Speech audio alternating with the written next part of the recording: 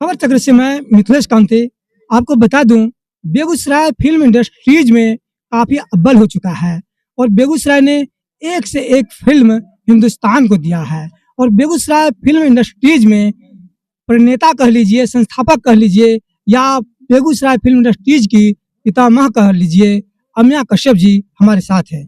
आज हम जानेंगे फिल्म बेगूसराय की इंडस्ट्रीज का कैसा सफर अभी तक रहा है। खबर चक्र में आपका स्वागत है। बहुत बहुत धन्यवाद। सबसे पहले मैं ये जानना चाहूंगा कि आपने फिल्म क्षेत्र में कब से कदम रखा और कैसे रख लिया। मेरी व्यक्तिगत रूप से जहाँ तक बात है तो मैं कदम रखा था 2001 में मैंने डिप्लोमा इन एक्टिंग किया था हिमाचल नाट्य एकेडमी मंडी हिमाचल प्रदेश से। और 2002 से मैं लगातार मुंबई में हूँ 23 साल से। तो आपका जो है पहला फिल्म कैसे मिला और कौन सी फिल्म है?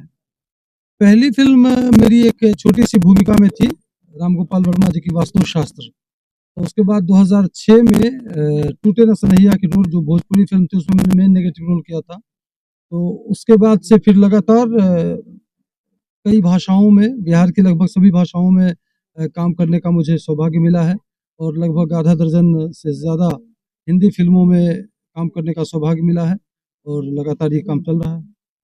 आपके जीवन का पहला ऐसा फिल्म जो आपके लिए यादगार बन गया हो? जैसे कि एक आर्टिस्ट के लिए जो एक्टिंग करता है तो उसके लिए हमारी जितनी भी फिल्में हैं मेरे लिए सब मेरी प्यारी फिल्में हैं और मुझे सभी फिल्में अच्छी लगती है जो जिसका मैं हिस्सा हूँ।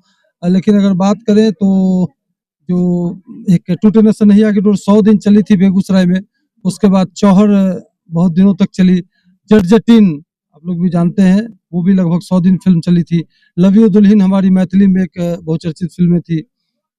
इसके बाद एक रोमांटिक टुकड़े जो हिंदी फीचर फिल्म थी और IMDb जी का उसका रेटिंग 9.4 दिया था। तो ये सभी है। फिल्म क्षेत्र में आपका सफर बेगूसराय से मुंबई तक हुआ है, यह सब आपने कैसे कर लिया? कैसे मैं तो गांव देहात का आदमी हूँ। मंसूर चक मेरा घर है बेगूसराय जिले में कि सीमांचल पे बसा हुआ। वही मैं 94 में मैंने मेट्रिकुलेशन किया था तो वहाँ पर एक ग्रुप था जो आप कह सकते हैं ढोल ताशा पार्टी जिसको कहते हैं। तो मुझे इतना शौक था कला संस्कृति से जुड़ने का तो मैं इस ढोल ताशा पार्टी में मैं गीत गाने से अपने करियर की मैंने शुरुआत की थी। और वो गीत गाते गाते गाते गाते फिर मैं दिल्ली यूनिवर्सिटी से ग्रेजुएशन करने गया। मेरे पिताजी बासुकी बाबू टीचर थे, माँ भी शांति सिंह जी टीचर थी। तो साधारण परिवार से था तो लेकिन वहीं से मैंने लगा जब दिल्ली यूनिवर्सिटी से मैंने ग्रेजुएशन किया तब लगा कि मैं कला संस्कृति की सेवा के लिए ही इस पृथ्वी पे पैदा हुआ हूँ। और वहाँ से मैंने अपना रुख बदला और तब से लगातार मैं कला संस्कृति की सेवा में लगा हूँ। फिल्म में बहुत सारे ऐसे एक्टर हैं जिनको अपनी कुछ अलग पहचान होती है, तो एक्टिंग के क्षेत्र में आपकी पहचान किस रूप में है?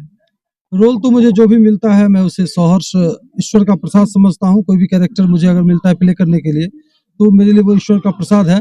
लेकिन अगर मैं 20 फिल्म में और अभी एक यूनिट अभी मैं हमारी शूटिंग चल रही है, समझिए 21वीं फिल्म की शूटिंग मैं कल से शुरू कर रहा हूँ। तो 16-17 फिल्म में मैंने मेन नेगेटिव रोल किया है, मतलब खलनायक की भूमिका। तो लोग जैसा पसंद कर रहे हैं वैसा अभी काम चल रहा है। यानी आप मुख्य रूप से खलनायक के क्षेत्र में हैं, लेकिन फिल्म में आपकी पहचान हीरो के रूप में भी होता रहा है, तो ये दोनों चीज का संतुलन आप कैसे कर लेते हैं?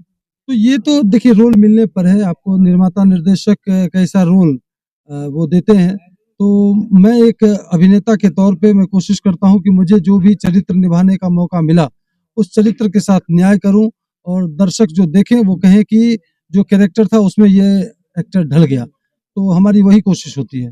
आप जब फिल्म करते हैं तो कभी ऐसा वक्त आपके साथ आया है जो कैमरा के सामने कभी आपको हताश हुआ होना पड़ा होगा? कैमरे के सामने तो कैरेक्टर हताश या निराश या खुशी होता है।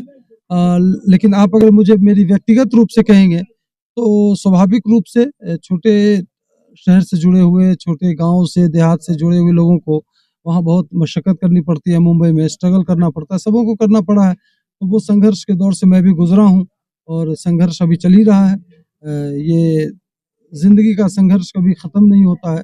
हाँ, उसके रूप बदल जाते हैं तो वो अभी चल रहा है और आने वाले समय में बहुत सारी फिल्में हमारी आने वाली हैं। तो आपके माध्यम से मैं दर्शक देवताओं से अनुरोध करता हूँ कि हमारी फिल्म देखें, हमें अपना आशीर्वाद दें।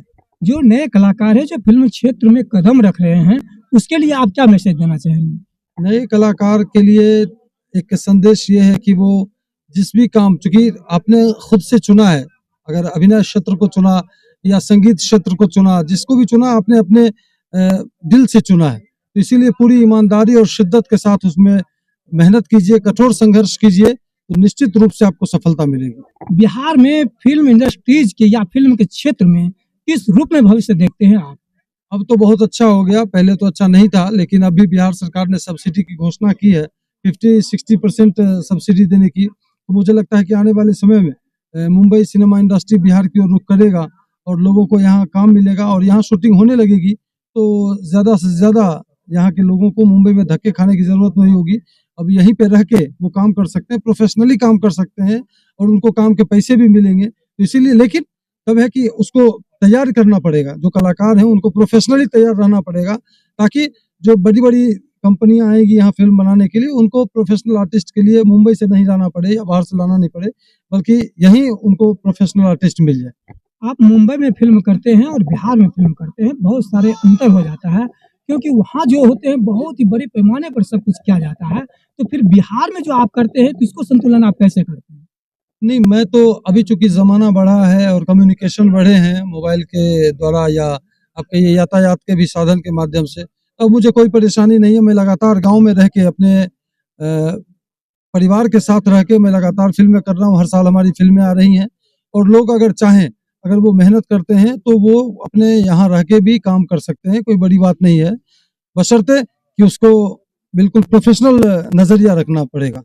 जाते-जाते एक अंतिम सवाल कि हमारे दर्शक आपके चरित्र को जब देखते हैं बहुत प्रसन्न हो जाते हैं, बड़े ही एक्टिविटी में आ जाते हैं और ये सब आप बहुत ही बेहतरीन तरीके से दर्शकों के बीच में रख लेते हैं, तो हमारे दर्शक के लिए आप क्या कहना चाहेंगे?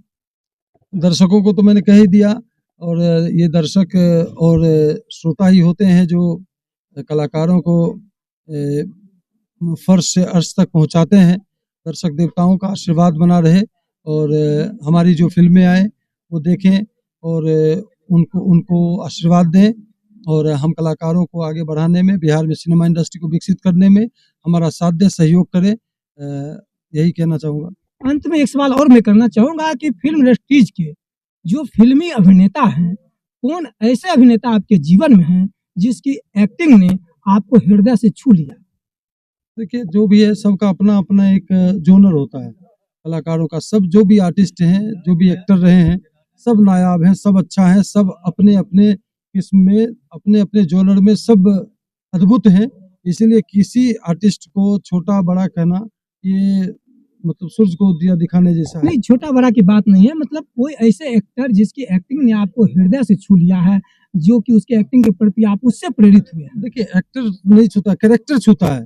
तो आपको अगर रोल अच्छा आपको मिल गया और आप जैसे आर्टिस्ट हैं और उसी तरह का रोल आपको मिल गया, तो आप ही उसमें सिक्का जमा दीजिएगा। तो ये कहना कोई पर्टिकुलर एक्टर नहीं है, बल्कि सबों को, जिनको जो रोल में अच्छा किए, उनको अच्छा कैरेक्टर मिल गया। तो इसीलिए सभी अच्छे हैं, सभी ने अच्छा काम किया, इसीलिए पूरे भारत और संसार में उनको प्रशंसा मिली है।